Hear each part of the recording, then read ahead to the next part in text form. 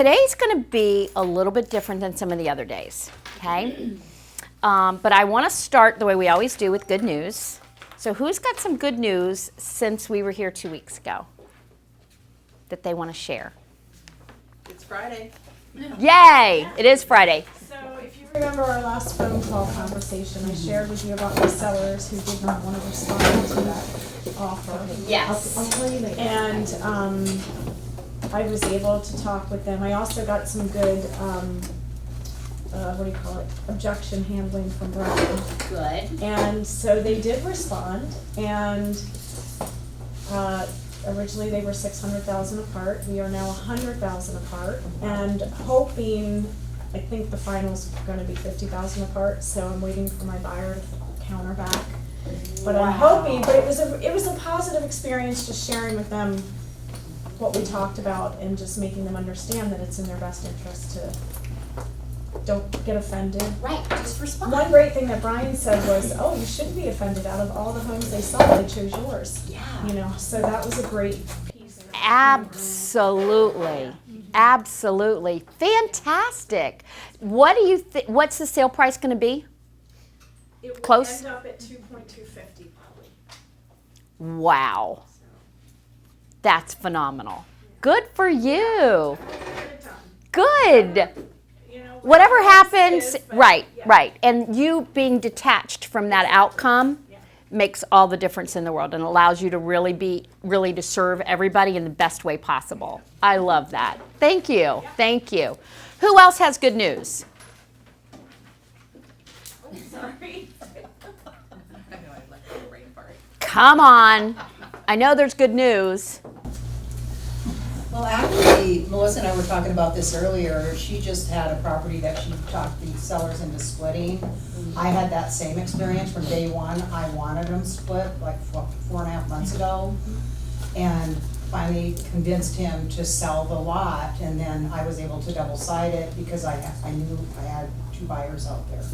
That's awesome. So, and now I need to use that line on him because I've had 2 offers on the house, and they want 50 more. And I think using that line about, gosh, these people. And the other showed thing my Brian house. said, you know, because Yeah. I had been through that experience before, was, you know, I have been in this place where we have been this far apart before, or even further apart, and we were able to get a deal together. Right. So it's always worth it to respond rather than just Right. be upset. You know? Oh, yeah, I mean, these people responded, but you know, Yeah. they responded really high. Yeah. And then I talked to him about So the did I. rule of halves, and he didn't wanna hear Yeah. that. Well, my guy came back taking only 50,000 off the asking price and said, "Tell them when they get serious with a real offer, we'll work with them." And he specifically asked me to share those comments, which I did, in a very little Yeah. way, you know. Yeah. But no, and telling a the buyer was story. like, okay, we got to come on, you know. And telling a story is also, it's always a great way when you're handling an objection, if you tell a story, because people relate to that. You're not telling them something, you're just sharing a story. And Kim, would you like to share in general terms the good news that you just shared with me? Would you be willing to share that with everybody? So just working with my Hot 100, you know, one of the things that I run into, or one of the stories I tell myself, is people have been here forever. I mean, they work with the same realtors over and over, and there are a lot of strong, deep running connections. So anyway, I have this guy on my Hot 100, which sometimes I think, oh, it's so silly, he's even on my Hot 100, right? But I called him and said, you know, here's what I'm doing, and I know you have very close friends, Karen Rouse. You know, I know you and Karen are very close, and you always use her as your realtor, but I would appreciate it if you would consider me. I'd like at least a chance to come and interview when you have something that comes up, because I'll do a great job for you too. And we talked about a lot of different things, and then he came back and he said, you know what? I have given her so much business over the years. I think I have room. I will talk to you next time that comes up. And that was a humongous boost for me, because it was a scary thing for me to bring up with him, and And it was a result that I was really thrilled to hear. And who knows, Yes. at least it opens up a door. So, And probably helps change your mindset around it, it now me too. too, Yeah.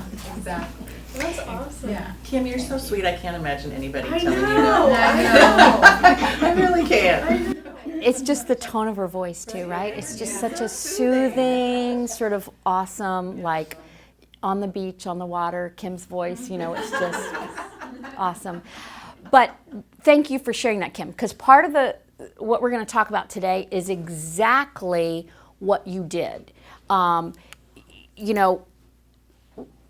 We know the final outcome of what we're doing together here is we want everybody to come up with not only a short-term goal for their fourth quarter, but really be prepared to look at what you're going to do for next year and to really translate that into commitments. We talked about commitments on the very first meeting that we did, right?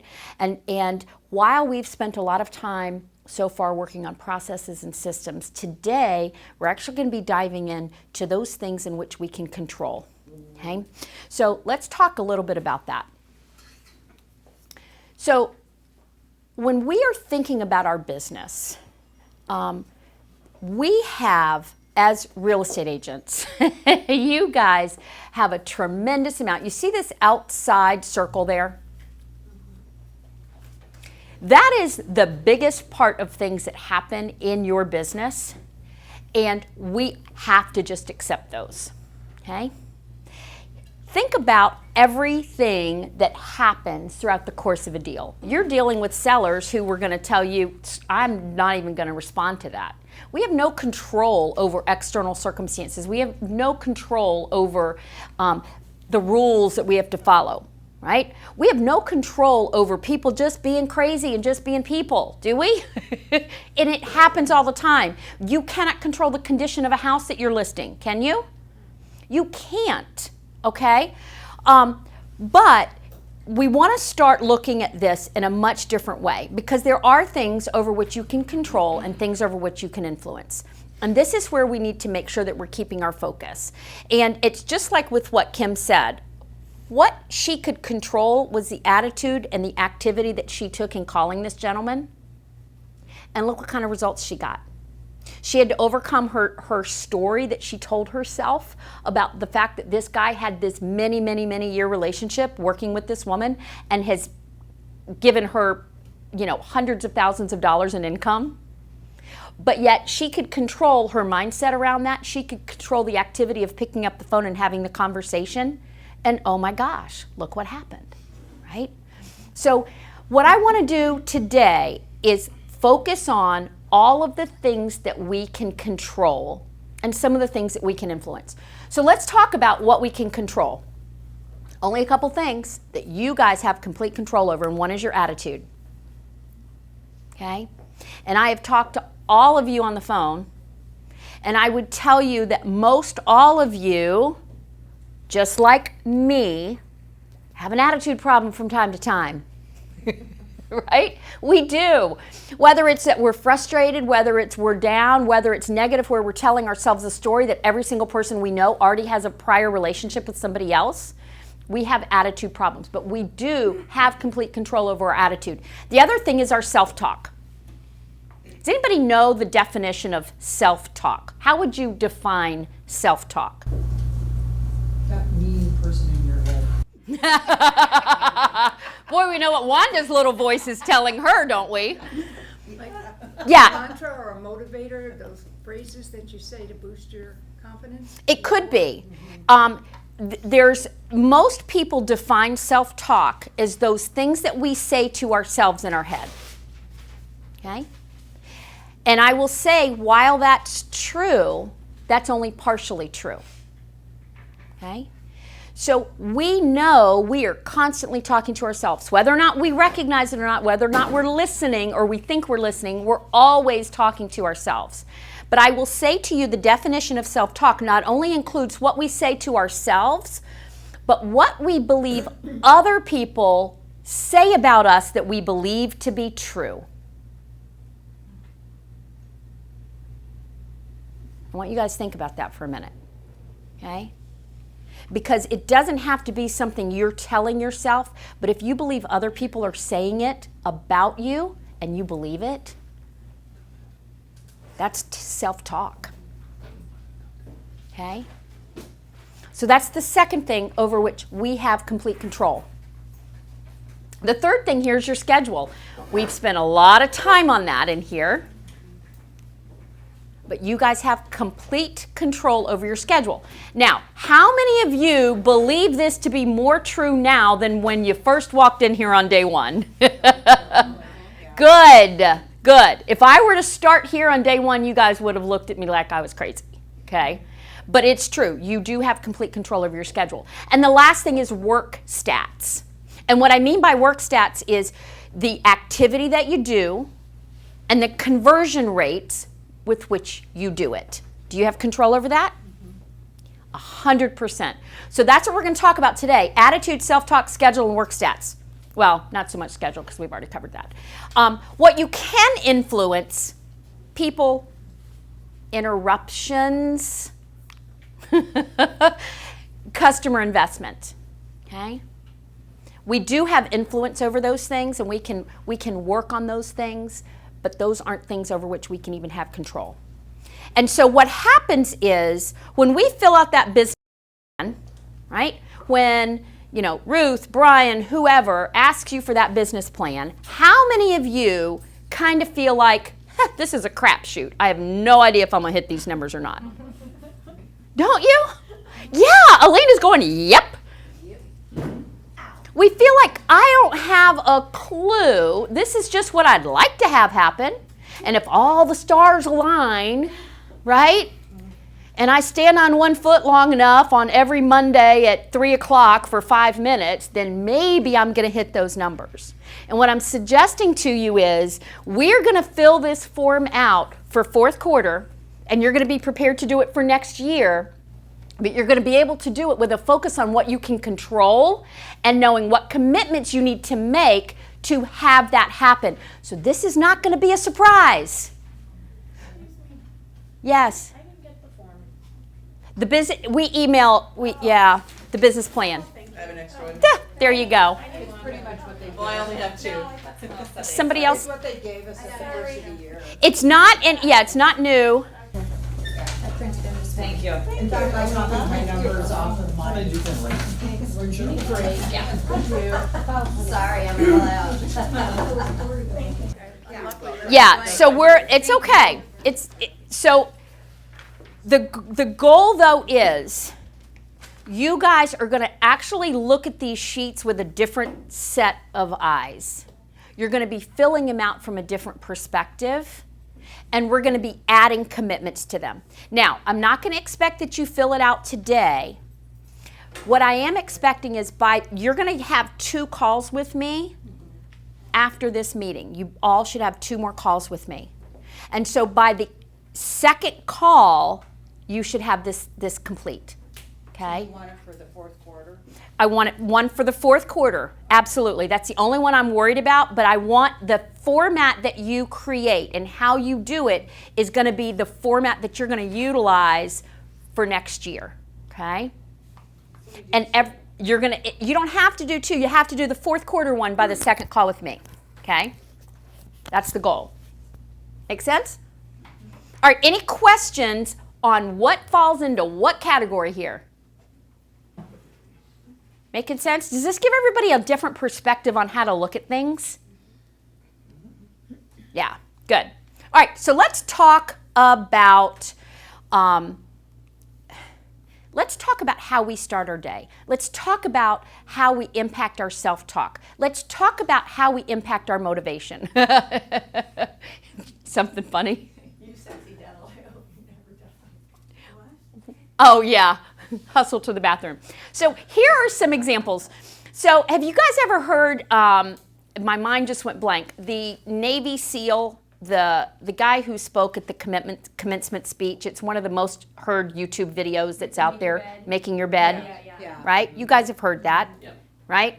This is the same concept. For anybody not heard that? Okay. It's on YouTube. It's on YouTube. He does a commencement speech, and it's just If you Google make your bed. Yeah, you'll find it. Yeah. But what he talks about is this. He says, if you make your bed every morning. Which I do. Yeah, because of that, I bet. I can't leave without. Yeah. But if you make your bed in the morning, there's two things. First of all, you will have accomplished something right out of the gate in the morning. You can get up, you have complete control over whether or not you make that bed. You can get up and know, man, I did something today. And even if you have the worst day you've ever had in your entire life, what you know is when you get ready to go to bed, you're going to come home and you're going to have a made bed to crawl into. And we know that's so much more comfy, don't we? Men do not feel that way. Why? I don't know. Jonathan, got any insight? I think it's a lie. Because if you actually do it, it is better. It is better. He makes See? it Yeah. Yeah. I've experienced the difference. But there I is never felt a victory over it.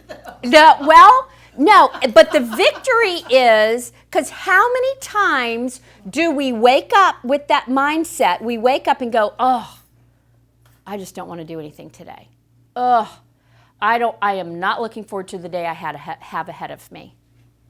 And so what that does is you are letting that voice in your head, in your case a mean little voice, win. You are allowing that talk in your head to win, okay? So it's about creating that small victory that you can carry over to the rest of your day. So these are just some ideas, but all of you have those. Some of you, it might be working out in the morning. That might be your victory, right? Are you talking about number You 2? sexy devil, I hope you never Yeah. die. For those of you who can't see it, it says, hustle to the bathroom, look yourself in the eyes, and say a positive affirmation. For example, you sexy devil, I hope you never die. That's good. But it really is about taking control over what's going on in our head. That's Bob. It really is. Sometimes I had a client who worked for a company called Primerica. I don't know if you guys know it or not. He was the manager of the office, and he was really struggling. His team, he was short, impatient with his team.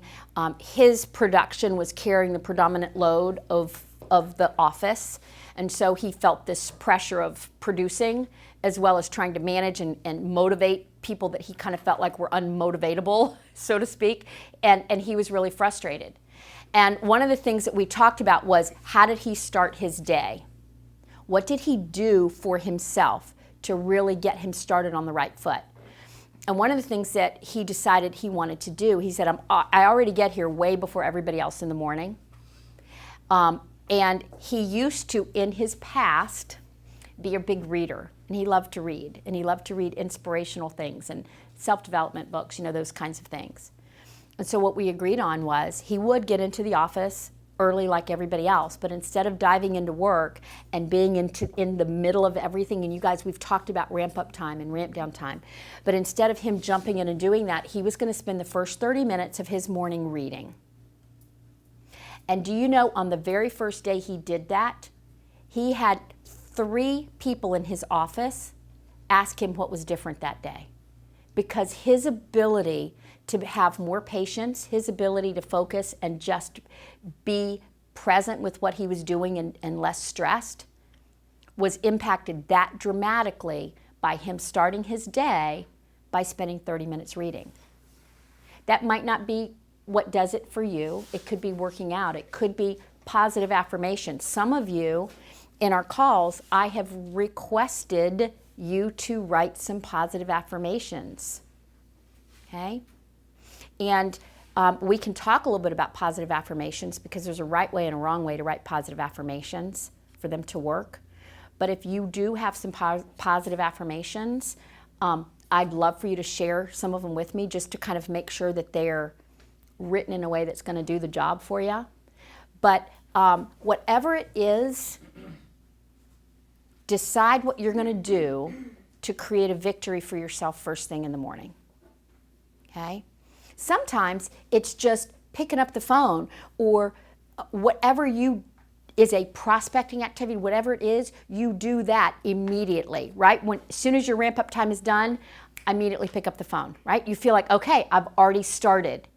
We've got to set ourselves up with victories over which we can control. Is there anything on this list that you don't have control over? No. Not one single thing on this list. You can do any of these, all of these, none of these. The fact of the matter is you can take control and create a victory. For some people, the victory is, I'm not going to hit my snooze alarm. I'm not going to do it. Right? But doesn't that really do something for you when you know you've had a victory in the day? And it might not be making your bed, like Wanda said, but there'll be something else. Okay? So the first thing we want to do is we want to create a habit of victories in our day. Okay? Let's talk about confidence. Now, the reason that I chose this instead of diving a little bit more into the positive self-talk was because we know there's some newer people in here. Okay? And as a matter of fact, the whole purpose of this started out with Brian and Ruth to really make sure that some of the newer people had some good tools. But what's interesting about confidence is what I find is that you could have been in this business 10 or 20 years, and there are areas in which you are not confident. Are there areas, Wanda, that you feel like you don't have a lot of confidence? Right. Yeah, and how long have you been doing this? 16 years. 16 years. Elena, are there areas that you feel like you're not confident? Sure. And how long have you been doing this? 10. Elaine? 21 years, and yes, I'm not confident. Yeah. So I want to talk about this because I think this is an area that you guys can impact. And oftentimes people don't know how to impact their confidence. If somebody were to say, yeah, you just need to be more confident, what's your first thought? Yeah, it's easy for you to say, right? You're good at that. Isn't that kind of what people think? You know, if somebody said you need to get more confidence, would anybody in here have a clue what they needed to do? Seriously. Right?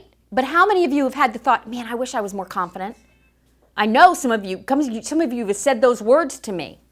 Okay? So let's talk about how we do it. There's 3 types of confidence. First kind is false confidence. Fake it till you make it. Right? And there is nothing wrong with that, especially for a new person. Okay? As a matter of fact, one of the things I will tell you that will help you with false confidence is you are, and you've heard this, you are not in this alone. If you are new or newer, you have the knowledge and backing of the strongest real estate organization in the Keys. Do we not? Yes. Yes. You have every reason to fake it because you're not by yourself. Okay? So there's absolutely nothing wrong with false confidence. There is a YouTube done by, what is wrong with my memory today? She is a social psychologist at Harvard. Amy Cuddy. Got it. Cuddy. Okay? Social psychologist at Harvard. Has anybody ever seen that YouTube? It's a TEDx talk. Or TED Talk, I actually think. It might not even been TEDx, TED Talk. And she talks, so I would highly encourage some of you to listen to that. 20 minutes. Great YouTube. And what she talks about is we know how somebody's body language, how somebody comes across to us. We know how that happens, right? We know when we look at somebody and they're standing there like this. We know what that means, don't we? Mm-hmm. Exactly. Wanda's like, or when somebody, you know those professors that have to be elevated on the stage, right? We know inherently what those things mean. But what she went out to study is what do those kinds of things, how do they affect us, right? Are there physiological changes that happen to us based on how we show up? And she found, yes, there are physiological changes. There are things that we know chemically that happen in the body for people who are very strong leaders, who make very good decisions. We know what happens in the body with regards to cortisol and the stress hormone, right? And so what happens is she has found we can mimic those physiological reactions with how we respond with our bodies. Okay? In other words, we can fake it and create those same physiological responses. Okay? Now, what I will say though is the TED Talk doesn't stop there, and she actually gives you some power poses that you can do and make some recommendations. But at the very end, she talks about it. She says, you know what, it's not a matter though of faking it till you make it. She said, you have the ability to fake it till you become it. Okay? And that's kind of what we're talking about here with confidence. So we start oftentimes with false confidence. The next step is conditional confidence.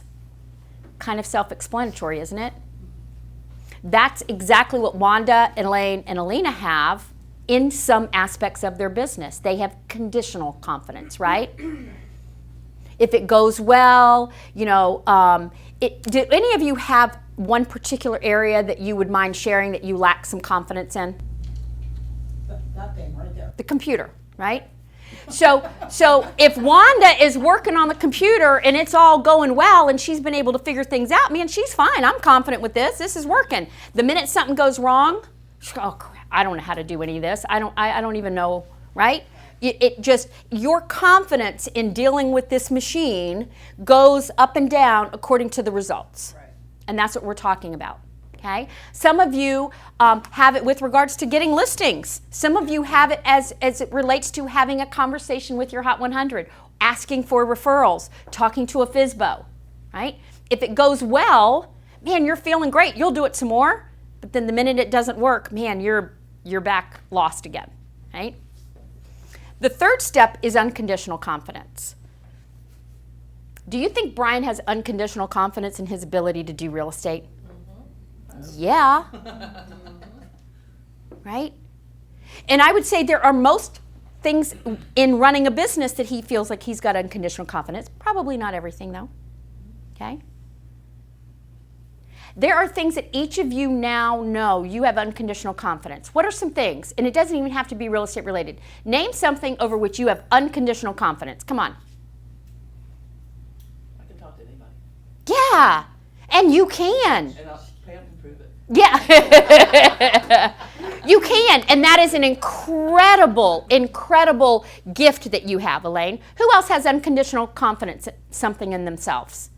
I feel the same way because I'm from Minnesota, and my husband always is like, okay, I'll meet you there in 5 minutes. Well, in 5 minutes, I've known our waitresses, where she's from, what her favorite color is, what her hobbies are, what her name is, does she have kids? Yeah. And he always teases me about that. He's like, well, where's the waitress from? You know?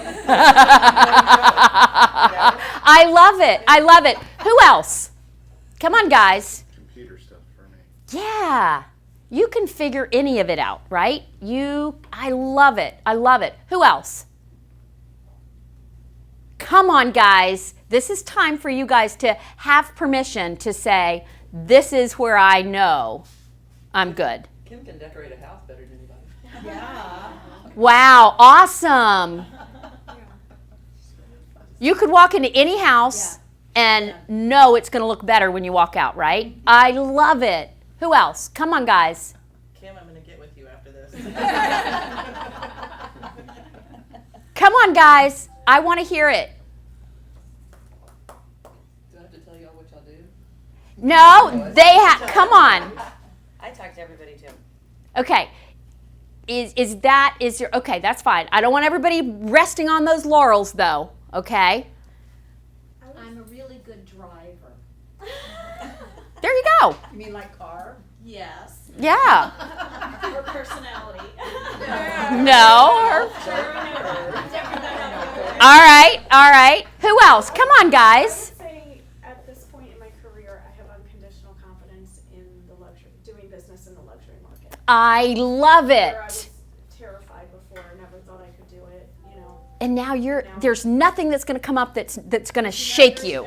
There's no luxury person I won't call if it expires. I don't care what the price is. Love it. Sometimes I'll do it with somebody else, like let's team up on this one. Or, Yeah. But But you know how to tackle it. Like you are completely confident. I love I it. have unconditional confidence when it's going to be too big for me to handle by myself. So that's. Well, you know what? I just say that's smart, right? You just know, right? What else? Come on, guys. Those of you who haven't responded, I want to hear.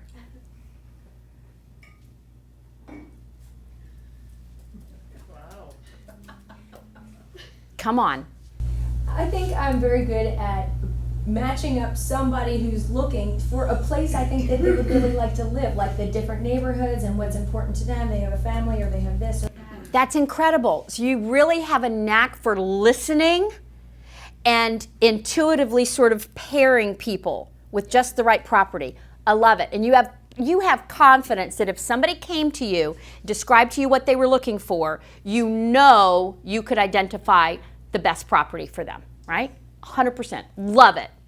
All right, there's still a few people that haven't answered. I'll answer. Okay. Because I really like to study the personality groups and understand where they are. And I found over the course of years, it fascinates me, but I work so good with male analyticals, and I think it's because they're so boring. They like somebody that has some life. So you have complete confidence in working with that style of buyer or seller.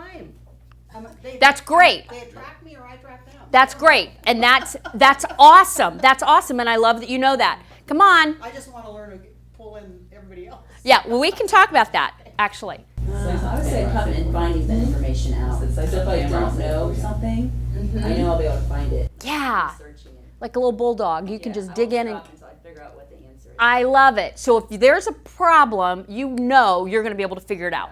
Love it. Come on, guys. If you haven't answered, I need you to answer. You've got to do this. I know how uncomfortable this is, but we're among friends. I got one more. Okay. Go for it, Wanda.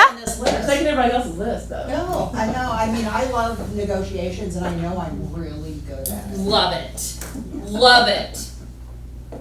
Being versatile and trying to defuse the situation before it even begins. Ah. So really intuitively sort of hearing what's not being said or what is being said and knowing how to emotionally guide conversations to keep them from escalating. What a great, great trait. What a great skill that is that you've developed. Come on, guys. And Well, I'm very analytical. This doesn't say, I know we're talking about people. It doesn't matter what it is. And so I not only enjoy, but I think I am very good at researching things. Researching. Love it. Maybe to a fault even. That doesn't matter. We're not talking about the negative. The fact is, like, do you ever do a CMA and you're not completely confident in what you've come up with? I'm confident that I have everything available. Absolutely. Yeah, but, Absolutely. Yeah. But no, that's a big necessarily the deal. answer, yeah. But that's a big deal, right? That's huge. All right, couple more people. Okay. That's fine if it's the same answer. Yeah. That's fine. How does yours show up? Like, when do you see that coming up for you and knowing that you're confident with that? I am pretty much I'm really good at researching other people's problems, not necessarily. Okay. But listen, that's a different, I love it though, because that's a very different sort of skill set. And how important is it when we have customers coming to us, they don't come to us because they don't have a problem, even though it's not posed as a problem. They do have a problem. They need to buy or sell their house, right? What a great skill for you to really be able to sort of sift through the stuff and focus in and figure out what's going on. I love that. That's huge. Okay, who else hasn't replied? Kim, they spoke for you, but I'm not letting you off the hook. Oh, I need another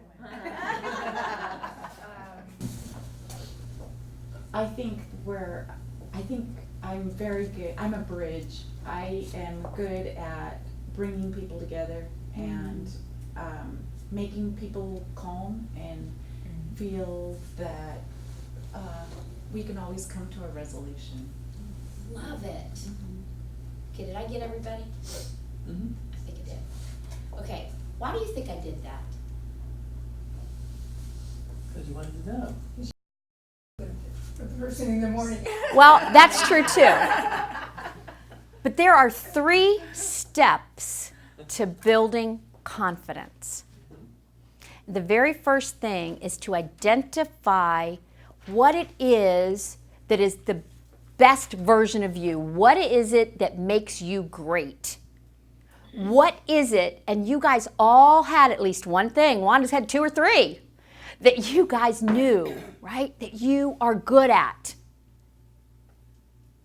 There was not one single person in this room that couldn't come up with something, as humble as you were. There is something that everybody came up with that they are really great at, right? That's step number 1 in building confidence. Step number 2 is to duplicate it. Okay? Now I want you to think about how can you, some of what you guys shared with me, we can take that skill, that trait, and we can duplicate it in other areas, can we not? Right? So I want you to give some thought to what those skills and traits are. Where is it that we need to duplicate them? In an area that maybe we're not feeling as comfortable, a situation that brings up that false confidence or that unconditional confidence. How can we take what we know we do exceptionally well and duplicate that in this environment? Right? You know, it's interesting because if you notice what Kim said, she can be a bridge, right? She can help people understand that they can come to a resolution. Do you think that that had something to do with her ability to call this guy and make him feel at ease and say, actually, I've given her enough of my business. Maybe I should consider you. Do you think that that had a little bit to do with it? And I promise you, I had no idea that Kim was going to say that in the meeting, before our meeting. Like, this was not planned. This happens, right? Your skill at making him feel comfortable, your skill at being that bridge and not making him feel threatened that you were trying to intrude on that relationship. Think about that, guys. Not everybody could have done that. You took what you know you were good at and you duplicated it in an environment that I know you are not confident in. Right? And it worked. Okay? So identify it. And here's the thing. Even though it was hard for you to come up with one, all of you have several. Okay? You don't just have one awesome thing about you. You all have more. But think about those. And then think about, how can I duplicate it? Okay? In what other areas can I take this skill or trait and carry it over? Right? If it's research, man, there's lots of ways you can translate that into different areas and increase your confidence. Right? No matter what it is, you've got that. And third is to perfect it. And just because they're a strength doesn't mean we don't need to perfect them and pay attention to them. Okay? And this is not what most people think about when they think about increasing their confidence, is it? No. Now there's also something called confidence anchors, and there's some of you that I've talked about this on the phone. And I would definitely encourage, if you guys feel like there are more than 1 or 2 areas where you lack unconditional confidence, I would have you consider creating some confidence anchors for yourself. Let me tell you what a confidence anchor is. Confidence anchor is, it could be a testimonial. It could be an award that you've won. It could be anything that reinforces to you, yeah, I did good, right? I know I feel uncomfortable about, finding the right property for a buyer, but oh my God, this testimonial says I was awesome at it, right? A confidence anchor is something that's going to make you feel good. It's going to make you remember that you can and should have confidence. And it's something that you should have in front of you. So in your office, why do you think Brian gives out all those darn awards, fish and all kinds of crazy stuff? Why does he do that? To cover our walls. Yeah. We can look at it every day. He knows what we do. But it's a confidence anchor. Yeah. It's a confidence anchor. And we, even though we sometimes quit looking at them, every once in a while we see them again. I actually saw my fish when I was the affiliate business. Facility of the year. Yes, thank you. It was 2013. And I saw that the other day. It's been hanging there, but I hadn't really looked at it. But the other day I actually looked at it and was like, oh my gosh, that was 6 years ago. This is so cool, right? It was just another thing for me to go, okay, yeah, man, I might be okay at this.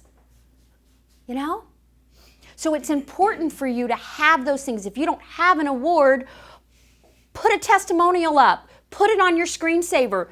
You all have things out there that speak to you, that give you confidence, that let you know I'm good. Right? And it doesn't even have to be that anybody else understands what you put up there. If you end up with that contract and negotiate it appropriately, there might be a page of that contract that you frame. Right? Seriously, nobody else is going to understand what the hell page of a document is sitting there on her desk.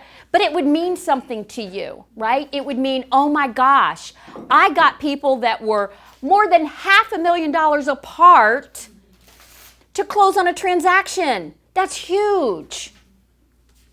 Okay? So if you don't have any of those, identify what they are and get them in front of you.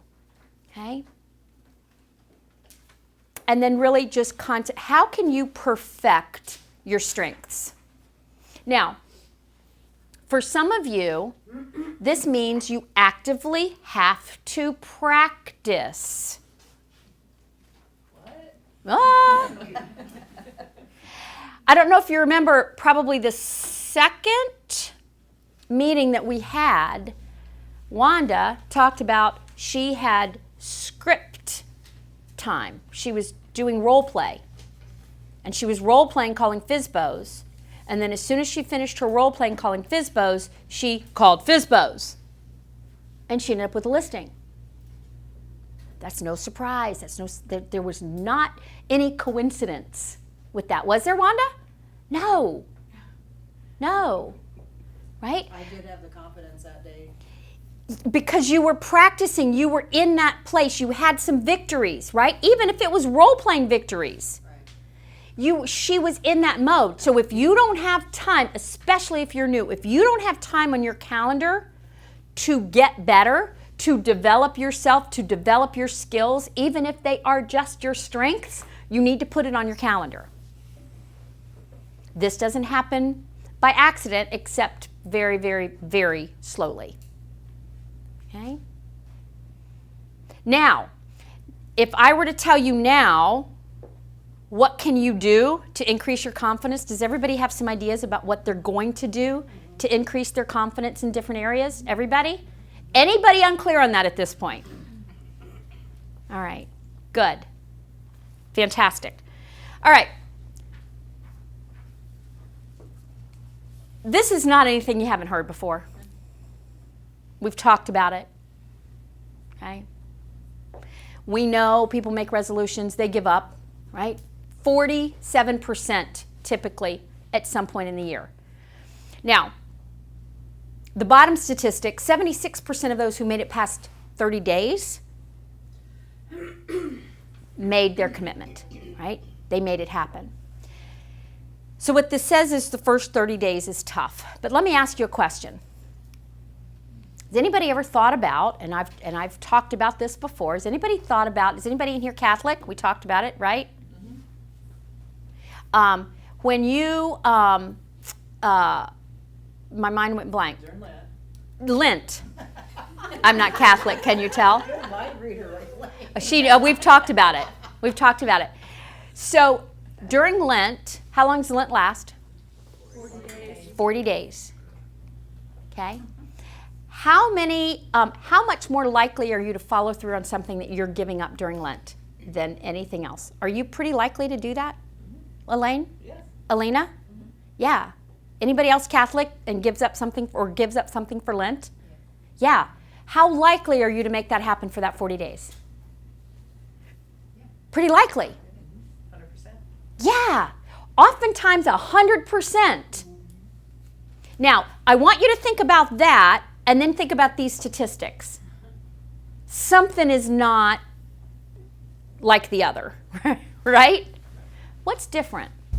Finite. Guilt. Yeah. What'd you say? It's finite. It's 40 days. Yes, that's exactly the biggest part of this. Everybody in here knows they can do something for a specific period of time. What do you normally, how many things do you give up for Lent? How complicated is it? It's easy. One thing. Right. One thing, 40 days. How many times do we make some crazy resolution? I'm gonna, work out and get healthy and lose 40 pounds.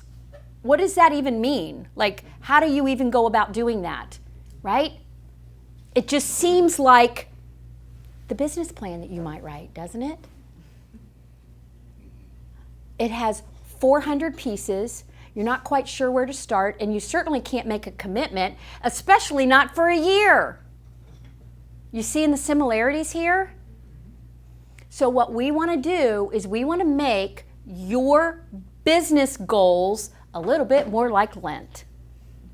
Okay? Is that making sense?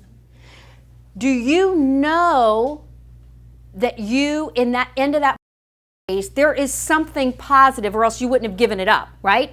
Like, there is something at the end of that 40 days, you feel good about it, you know you did it, and there has probably been some benefit to you, even though you might not like it. You might not be drinking, or you might give up sugar, whatever, right? But we know that, right? So that's what we're going to talk about here. The other component to Lent is it's very personal, isn't it? Your spirituality, your connection to that faith is really a cornerstone for most people. And for you to not honor your obligation that you've made for Lent is to somehow go against something that is very, very important to our foundation of who we are. Am I right? And so this is why this is up here, okay? And I would love for you, if you need for me to send this to you, I can, but what I would love for you to do is, if you want, take a picture of this, because this is an exercise that I think would be very helpful for you all to do for yourself. Everybody get it? Okay. This speaks directly to your motivation. Okay? Speaks directly to your motivation. Because not everybody in this room is motivated by money. In fact, most people in this room are not really motivated by money. They're not. Money is a means to something. Money allows things. Money can create some things, but the money itself is not what motivates people. And so, there's a book, The Common Denominator.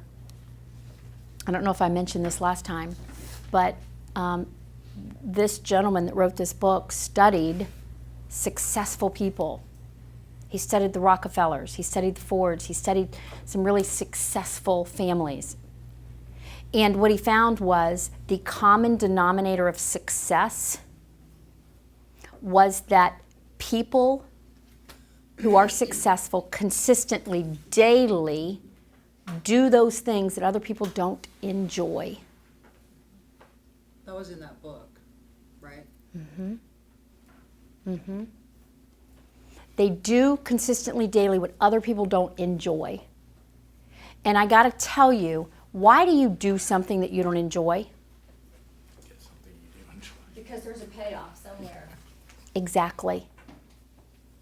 And what Roy says all the time, self-discipline or a lack thereof has nothing to do with you.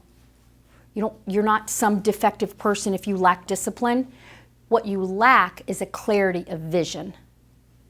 And the size and clarity of your vision is what's going to drive your discipline. Right? This is the start for you to identify what that is. Because I don't know about you, I don't like picking up the phone and making cold calls.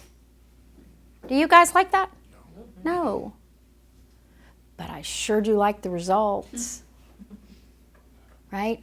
And I also know, and this is where we're going to take this the next step, I also know how many of those I need to make that is likely going to generate the result that I want. And so guess what? I know I am in complete control of what I get, and I'm in complete control over the activities I need to make and my work stats in order to make that happen. So do you think when I fill out a business plan, do you think there's a surprise on if I'm going to hit those numbers or at least be close? No. It's no surprise because I know what I can control and I know why I'm motivated to make those decisions and control those things. And if I'm ever not doing what I need to do, the first thing I do is go back and figure out, why am I even doing it? Because if you're not doing what you say you want to do, it's because you don't really understand why you're doing it. Right? Now, if you're not doing what you say you want to do because you're not sure if it's going to get you the results, then we got to talk about work stats. And that's because you don't know your numbers. Okay? Is this making sense to everybody? So before you create, for sure, your 2020 plan, and I would like for you, before you create your fourth quarter plan, is to really dig in and figure out, why am I actually doing this? What is it that I really want? And what would the payoff for that to be? What impact would that have for me? It's one thing to say, I want $50,000 over the next 3 months, or I want $100,000, or I want $20,000. And that's okay, but you can't stop there. You have to say, okay, what payoff would it give me if I had that amount of money? What would the payoff be? Okay? And what impact would that have on me? What impact would that have on my family? What impact would that have on my kids? What impact would that have on me, right? We want to go through and figure out what impact that would have. Wouldn't that feel different than saying, yeah, I want $20,000 or 50 or whatever? You see? Because without knowing what that impact is and knowing what the payoff is, you're not going to be willing to do those things that you don't want to do. Okay? All right. Does everybody have a clear idea in their mind right now of what they need to do to create that clarity for themselves? Is anybody thinking, I'm not quite sure what steps I'm going to take? Anybody at all? Yeah. Okay. We got to talk about that. Okay? We'll talk about that for sure. Okay? You've got to have clarity around what this is going to look like. Right? You've got to know what steps you're going to take walking out of this room, and you can schedule it on your calendars to do what you need to do to make that happen. And then finally, make sure whatever it is that you've come up with, you put this in front of you in some form or fashion. Because I don't know about you, but I forget what it is that I'm looking for, especially if it's got a little bit of a longer term goal, right? And we know that that voice in our head is keeping us comfortable. We know that that voice in our head is looking short term, not long term. So if there's whatever this payoff is going to be, find something visually that represents that payoff, that impact for you, and keep it in front of you. Okay? That's going to get you to pick up the phone. It's going to get you to do that one thing that you might not have done. Okay? All right. So let's talk a minute about work stats. You guys have the form. So let's talk a minute about work stats. How many of you feel like, do you know what I mean by when I say work stats? Does anybody know? Yeah. Who doesn't know? Does anybody not know what I mean by that? Talking about production? Yeah, we're talking about activities and conversion rates and the correlation there, right? So what are some of the work stats that you guys need to know? Not generally speaking, not what the National Association of Realtors says, not what Brian says. What are your statistics? What are the statistics that you need to know individually for you? What are some of those? I need to know how many people I call a week. And what conversion rate, based on how many people, what do you need to know? Well, the conversion to how many people I call, that gets me an appointment, and then the conversion, how many of those appointments turn into listings. Right. Okay. Do you know your numbers? They suck. Okay. But you know them. But you know them. I do. Okay? And she knows them because she has a coach who she reviews this with on a regular basis. Okay? Just like we do with our clients. Okay? Anybody in here know their numbers? We know Wanda does. Does anybody in here know their numbers? Really, honestly, does anybody know their statistics, their work stats? Do you? Okay. How are you going to impact something you don't know? Luck. But you know what?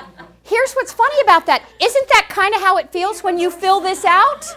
It's that stand on the foot thing and the Yes, it's exactly right. That's exactly right. Okay, so we cannot we cannot expect what we don't inspect, right? So you guys have got to learn your numbers, even if they are painful, right, Wanda? I mean, sometimes my numbers are horrible. Sometimes they're not, but man, it's hard when they're not where I want them to be. It's hard to continue looking at them, okay? But if I don't look at them, then I'm cheating myself and figuring out how to make them better, right? And then I go back to this place of, oh, well, if I call enough people, maybe something's gonna happen. That is not the way to run a business. Do you think that somebody that owns a retail shop goes, I'll just buy a bunch of these and we'll just kind of see how it happens? No! That is not, in case you've never done retail, that's not how it's done. Right? So why are we doing it that way? We need to know our numbers. So let's work backwards from our numbers, okay? And the first thing we're going to do is we need to separate buyers and sellers, do we not? Okay. And I know, Brian, this is done consistently here, and I know you guys know how to do this, but you've got to figure out from a production goal. So first of all, your number, your money amount, that production amount has to be tied to something meaningful, right? We already know we're not picking this number out of the air, are we? It has to have meaning. I'll ask somebody, I'll say, well, I want to make $200,000 next year. Why? Well, I want to do some traveling. Great. Where are you going to travel? Well, I don't know. Well, I just want to be able to do some travel. Okay. Where do you want to go? Well, I'd like to go to Europe. Okay. That's a big continent. Where do you want to go? How many times do you want to go? How much will that cost? Because the bottom line is if there is not a tie-in and a direct correlation between your goal and what you want to have happen, either too high or too low, what's your motivation going to do? It's not going to mean anything. I've had people that said they want to make 200 and they have all these goals and 200 isn't going to come close to getting them what they want. But I've also had people do the opposite. And that creates complacency, doesn't it? In 6 months, they've done everything they need to do. So what are they going to do the next 6 months? They have no motivation. Go on vacation. Yeah. They're going to hang out. And then they got to start all over again. Okay? So there has to be a correlation here, guys. So now once you make that correlation, split it out between listings and buyers. And for the purposes of our work stats right now, we're going to focus on those listing statistics. Okay? Now, I'm going to tell you one quick way how to impact your buyer statistics, but I'm going to focus on listings because I know that's the theme here. Okay? So, in order to sell a listing, what percentage are you're going to lose some, right? Just because you take a listing doesn't mean it sells, right? Do you guys know the average conversion rate there? You mean expires? 80% of the listings you take, you will sell. Now, does anybody, if you don't know your own specific numbers, use that conversion rate? Okay? 80% of the listings you take will sell. If you want to sell 8 listings next year, you have to take 10. Okay? Is that making sense? Okay. Now, in order to take a listing, what's the step before? An appointment. The listing presentation. Okay? That meeting with them. Does anybody know their conversion rate of a listing presentation to listing taken? Anybody? 75%. Okay. Well, for you or general? Good, for you. That's general. That is general though. Okay. But hers is general. She's right on line. Yeah. Okay. Do you know yours? Okay. You know yours, Melissa? Who else knows theirs? I have it written down, but I don't know what the conversion rate is. You need to know the conversion rate so that you can help. You need to be able to do this math, right? And for some of us, the math is not our forte, but if you need help, you could probably reach out to Pam or Jonathan because they clearly got the math under control, right? But we need to know that rate. And if you don't know it, find it out. How many listing presentations did you do in the past 6 months or a year versus how many did you take? Do the math, divide it. That's the percentage. If you are new and you haven't had that much experience, I would not use 75%, I would use less. Okay? I would use maybe 65%. Okay? So now what we're doing here is we're saying, because do we have control over how many houses we sell? No, we don't have control. There's a lot of those things in that accept category that are going to happen or that could happen, right? We don't have control over how many we sell. But what we want to get to is what can we control, right? So we're working backwards to identify those things over which we have control. And we have control over our activity, our attitude, and our work stats. Do we not?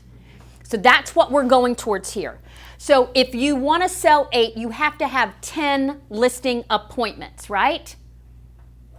Now, does anybody in here other than want to know how many sellers they have to talk to in order to get a listing appointment? 200.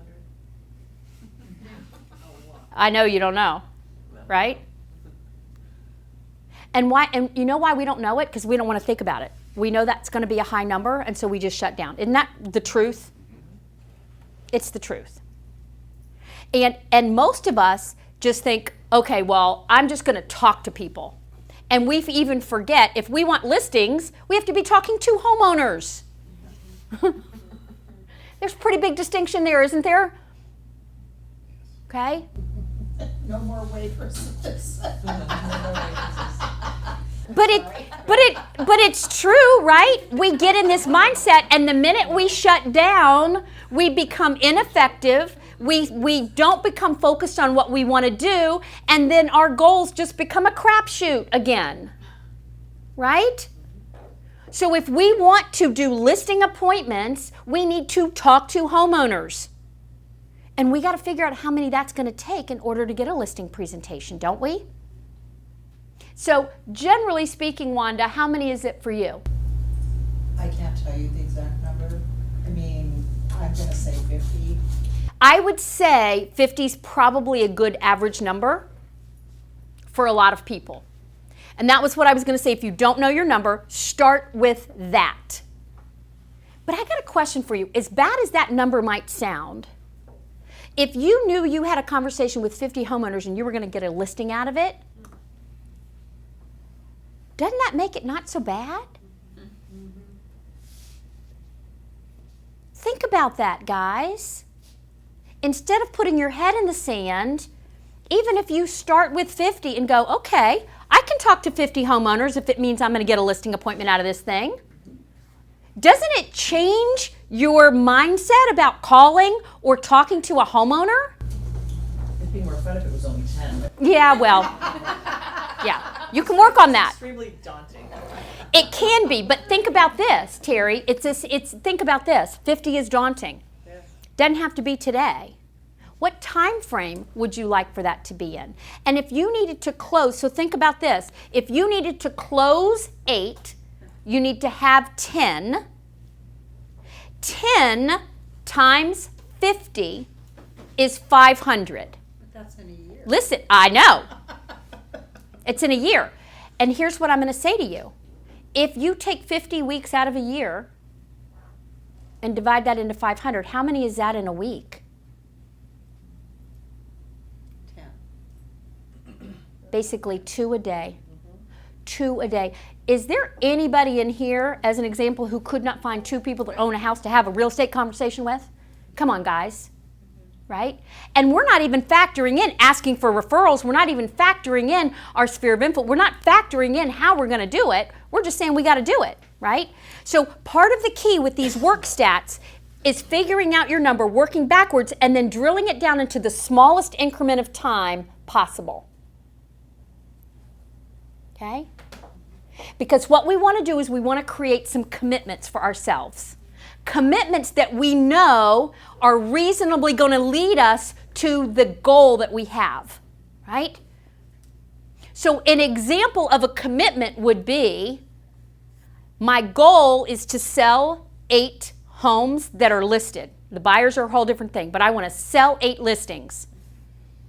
My commitment is that I am going to have 2 real estate conversations with people that own homes every week. That's a commitment. Do you have complete control over that? 100%. And if you know your numbers, then you know that is reasonably going to lead you to that goal. Now, what you have to do is you have to make sure that's the right number. You might have to tweak it. You might find it only takes you 25, Terry, instead of 50. Might take you 60. That's okay. You at least know, don't you? We are creating something that is forecastable instead of, whatever the word is, making up words, instead of a crapshoot, right? Feeling better? Now, you can take it one step further and figure out how many people do you have to call, or how many events do you need to attend in order to have those 2 conversations. That would be something else to do. And depending on your method of prospecting, you might need to take this step. For some of you, you just need to know, if I go to 1 happy hour or 2 happy hours a week, I'm going to meet 2 people that own a house that I can talk to.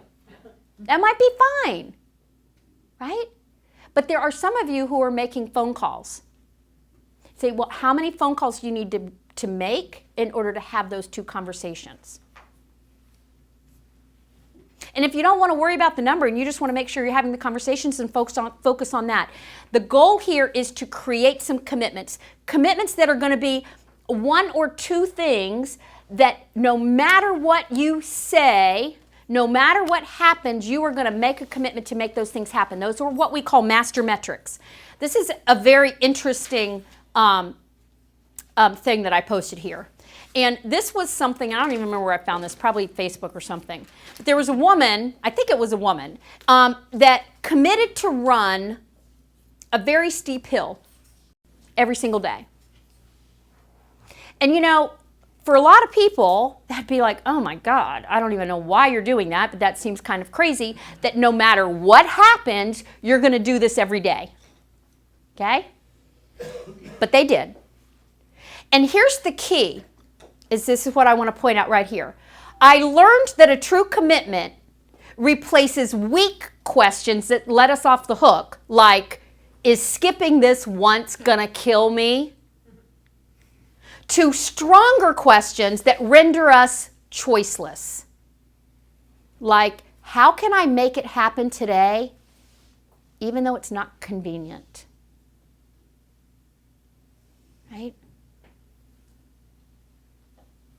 That is a true commitment. And so when you utilize and know your work stats, when you create this number, I want you to come up with a commitment. And that's what I mean by a commitment. Not something that you're going to do when it's convenient, not something you're going to do 30 weeks out of the year, something that you're committed to doing. And part of the reason that you're going to have the conviction and want to make this commitment happen is because you're going to know there is a great possibility that this number is going to happen, and you're going to be so excited about the impact and the payoff that this is going to have for you and your family that you're willing to make that commitment. Make sense?